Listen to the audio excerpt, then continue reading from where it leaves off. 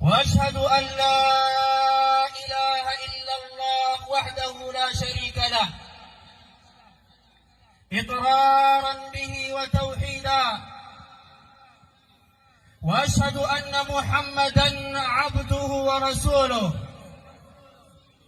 يا أيها الذين آمنوا اتقوا الله حق تقاته ولا تموتن إلا وأنتم مسلمون. يا أيها الناس اتقوا ربكم الذي خلقكم من نفس واحدة وخلق منها زوجها وبث منهما رجالا كثيرا ونساء، واتقوا الله الذي تساءلون به والأرحام إن الله كان عليكم رقيبا. يا أيها الذين آمنوا اتقوا الله وقولوا قولا سديدا يصلح لكم أعمالكم ويغفر لكم ذنوبكم، ومن يطع الله ورسوله فقد فاز فوزا عظيما.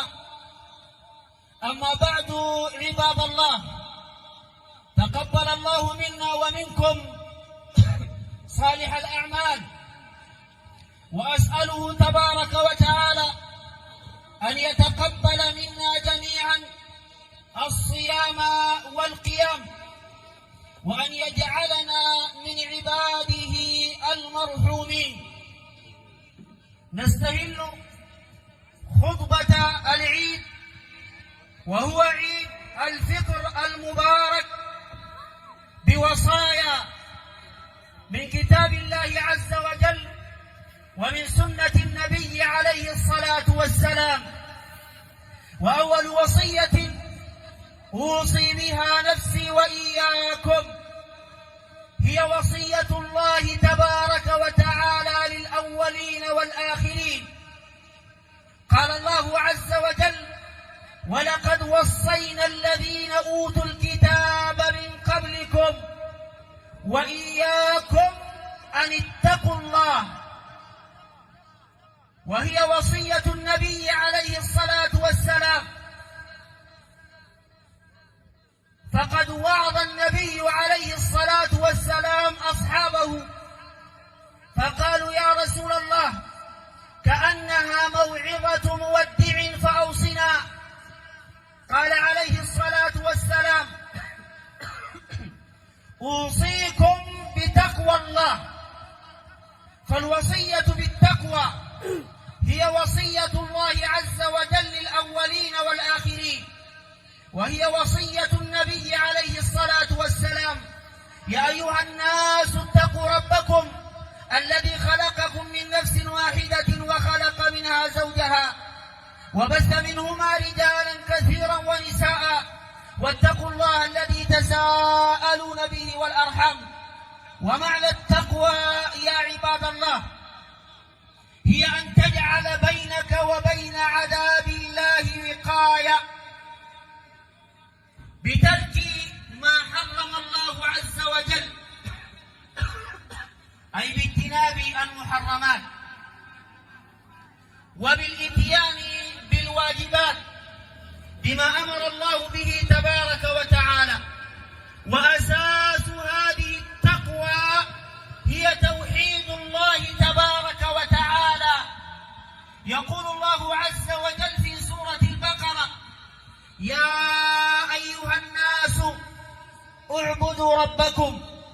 وده التوحيد يا أخوانا، الذي خلقكم والذين من قبلكم لعلكم تتقون، أي أن تقوى الله تبارك وتعالى لا تكون إلا بعد تحقيق توحيد الله تبارك وتعالى. والتوحيد هو إفراد الله تبارك وتعالى بالعبادة. قال الله عز وجل: وما خلقت الجن والإنس إلا ليعبدون. وقال الله تبارك وتعالى: واعبدوا الله ولا تشركوا به شيئا. وقال الله عز وجل: وقضى ربك ألا تعبدوا إلا إياه وبالوالدين إحسانا. يعني نحن كمسلمين عشان نحقق التقوى ونكون من عباد الله المتقين ونكون من أهل الجنة. ربنا تبارك وتعالى قال تلك الجنة التي نورث من عبادنا من كان تقيا.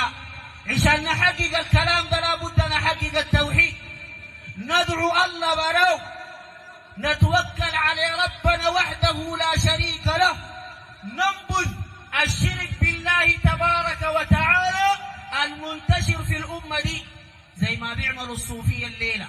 والدين ده دين واضح، ودي أول صلاة عيد في العزيبة، والحمد لله رب العالمين. دي البداية ما النهاية. ونحن عملنا الكلام ده عشان نبين التوحيد ونبين العقيدة الصحيحة بوضوح، لأن ربنا تبارك وتعالى قال وما عليك إلا البلاغ المبين.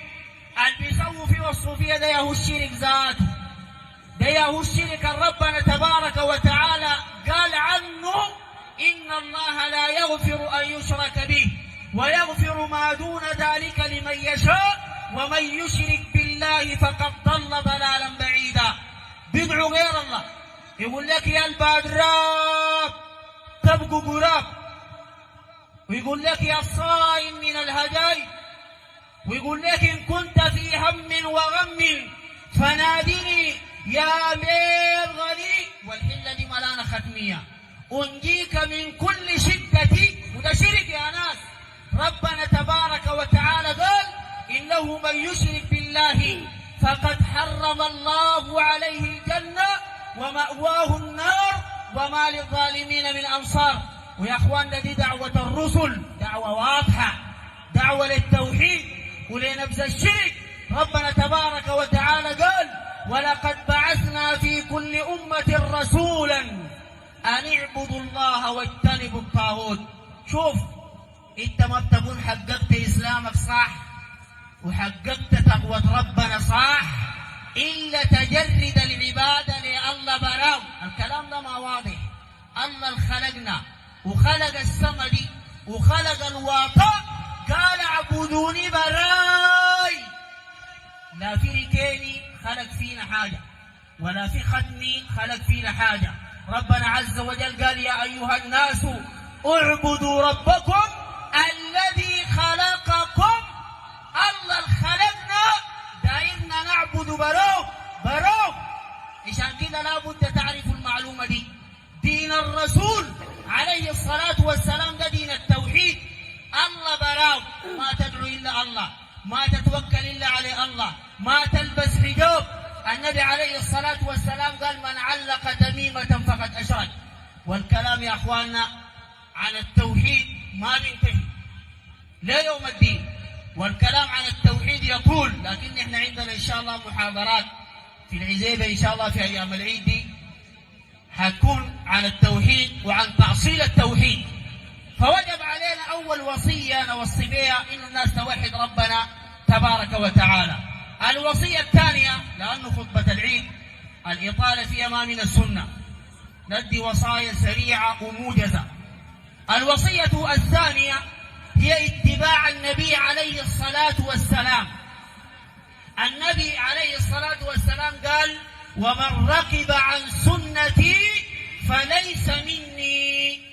تخليك مع سنة الرسول، ما تنتمي لحزب ولا لجماعة ولا لطائفة. دين سرقوا الدين. الدين ده لا فيه أحزاب ولا فيه طوائف ولا فيه جماعات. ربنا تبارك وتعالى قال وأن هذا صراطي مستقيما أي طريقي فاتبعوه ولا تتبعوا السبل فتفرق بكم عن سبيله ذلكم وصاكم به لعلكم تتقون. خليك مع الدليل. الله قال، الرسول قال، دي بتنجيك يوم القيامة. أما الجماعات دي أبعد منها بعيد. جماعات دايرة سلطة، جماعات دايرة حكم، ما تضيع زمنك ساكت. الوصية الثالثة وهي من أهم الوصايا وهي بر الوالدين. يقول الله عز وجل وقضى ربك ألا تعبدوا إلا إياه وبالوالدين إحسانا. ربنا عز وجل قرن حق الوالدين بحقه. والكلام ده يا أخواننا كلام موجز وكلام واضح وكلام من رب العالمين، ما يحتاج إلى كلام كثير. ربنا عز وجل قال: ولا تقل لهما أف ولا تنهرهما وقل لهما قولا كريما واخفض لهما جناح الذل من الرحمة وقل رب ارحمهما كما ربياني صغيرا. الوصية الرابعة وهي صلة الأرحام، لأنه للأسف الشديد في كثير من الناس اليومين ديل مقطعين أرحامهم. واحد تلقاه يقول لك: والله عمي ده أنا لي سنتين ما سلمت عليه. ليه يعني؟ في شنو؟ ربنا عز وجل أمر بصلة الأرحام، والنبي عليه الصلاة والسلام أمر بصلة الأرحام. وفي الحديث: ألا يرضيك أن أقطع من قطعك وأصل من وصلك، أو كما قال. تلقى واحد مقاطع خاله، يا أخي تلقى واحد مقاطع أمه لولدته من مطورة جوا التعبت فيه، وربنا عز وجل أمر يبرها تلقى مقاطعة. وده يا أخوانا من أشد المحرمات. قال النبي عليه الصلاة والسلام: لا يهجر المسلم أخاه فوق 3 ليال. قال: وخيرهما من يبدأ بالسلام. ودي وصية خامسة تبع للوصية الرابعة دي. اليومين ديل الناس بيصلوا أرحامهم وبيخشوا البيوت، والنسوان بيكونوا مزينات. أول حاجة الواجب عليك إنك تستأذن قبل ما تخش. إحنا ما بنقول لك ما تصل أهلك، لكن تصل بالضوابط الشرعية، من وراء حجاب، بنت عمك بنت خالك، ما محارم لك. تسلم عليهم من بعيد وما دعا لهم، ولا تسلم على في يدهم. وده الدين، ده ما دين طائفة ولا دين بتاع جماعة، دي سنة النبي عليه الصلاة والسلام. أمرنا إننا ما نصافح النساء، فما تمشي تقعد تسلم على النسوان في يدينهم وتخش توش، ما تستأذن تخش على النسوان والنسوان متبردات. وأيضا من الوصايا في هذه الأيام تجد كثيرا من الناس يجددون الأحزان. واحد تلقى عنده زول مات له قبل سنة، والعيد ده عيد فرح، ربنا شرعه للفرح وللتوسعة على الأبناء. حتى المسكين ربنا تبارك وتعالى شرع زكاة الفطر عشان يفرح في يوم العيد، وعشان ياكل وعشان يشرب. تجي خاشي البيت ده تعيد عليهم، البيت تكتب ومبكي. شنو؟ فلان مات، ما انت ذاتك بتموت. مش مات فلان قبل سنة، يا اخي ادعو له الله يرحمه. تبكي مالك سنة كاملة وانت ما نسيت، سنة كاملة انت نسيت. لكن الشيطان داير يازاك ويازا بيك الأمة. ناس فرحانين جايين يعينوا، تلقى النسوان يبكوا والأولاد يبكوا، والشغلة جاية تجربة شديدة خلاص.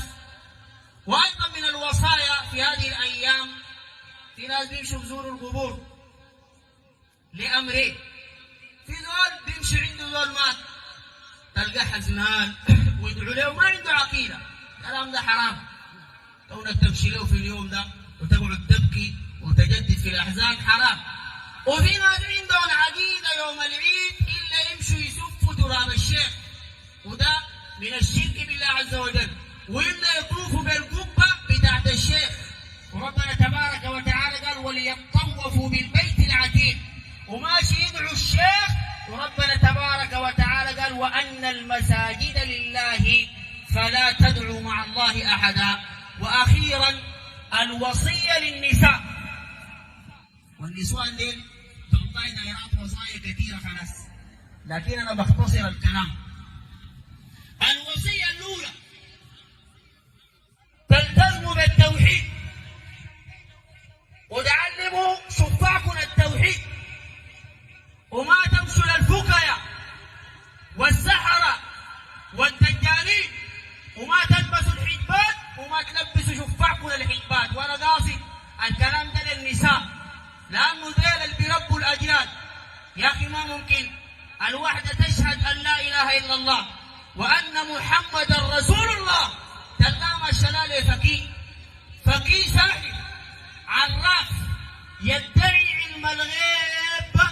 والنبي عليه الصلاة والسلام قال: من أتى كاهنا أو عرافا فصدقه بما يقول فقد كفر بما أنزل على محمد. وفي الحلة دي منتشرين كتال فكاية دجالين بيغشوا النسوان، ولا جيب البياض واربط لك فلانة واربط لك علانة. وربنا تبارك وتعالى قال ده كفر. ربنا عز وجل قال: واتبعوا ما تتلو الشياطين على ملك سليمان وما كفر سليمان ولكن الشياطين كفروا. وربنا عز وجل قال: وما له في الآخرة من خلاق، أي من نصيب. الزول اللي بيمشي بيعمل السحر وبيمشي للفكاية وبيمشي للدجالين شيوخ الصوفية ديل، ربنا تبارك وتعالى قال يوم القيامة ما عنده نصيب. يعني ده ذو الكافر بالله تبارك وتعالى. والوصية الثانية للنساء طاعة الأزواج.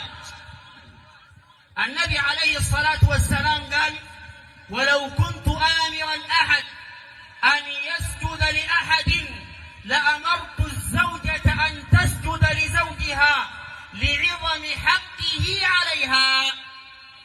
المرأة عليها تطيع الراجل والراجل فوق للمرأة. ربنا تبارك وتعالى قال: الرجال قوامون على النساء.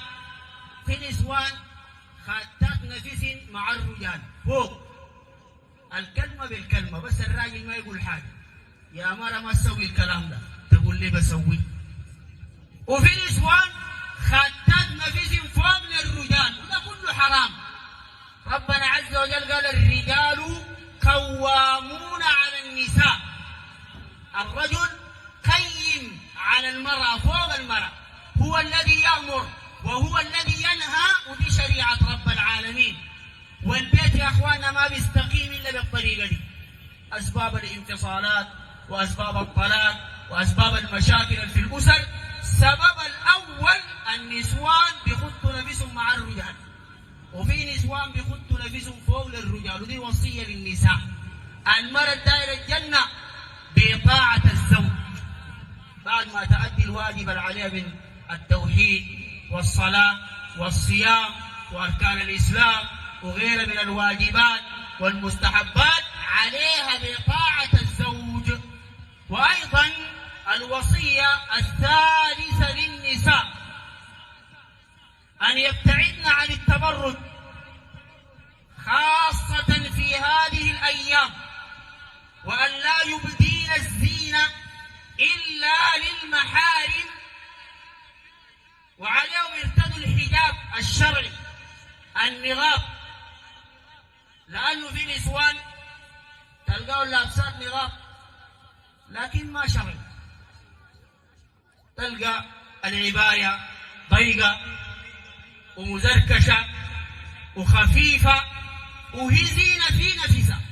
فالواجب على المرأة أن ترتدي الحجاب الشرعي كما جاء في كتاب الله عز وجل وفي سنة النبي عليه الصلاة والسلام، وأن لا تخرج من بيتها متزينة ومتعطرة، فإن فعلت ذلك فهي زانية حتى ترجع إلى بيتها. كلام ده خطير شديد. والنبي عليه الصلاة والسلام قال: صنفان من أهل النار لم أرهما منهم، قال: نساء كاسيات عاريات فلعنوهن إنهن ملعونات. ودي برضه وصية للرجال. الرجل في البيت قيم على المرأة ومسؤول عن رعيته.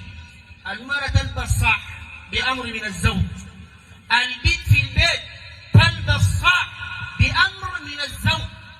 ودي وصايا يعني مجملة للنساء، وما دايرين نطول على الناس في صلاة العيد لأنه ما من السنة. ونسأل الله تبارك وتعالى أن يحقن دماء المسلمين وأن يرفع عنا الفتن ما ظهر منها وما بطن، وأن يديم علينا الأمن والأمان والاستقرار. هذا وأصلي وأسلم على نبينا محمد، وتقبل الله منا ومنكم صالح الأعمال.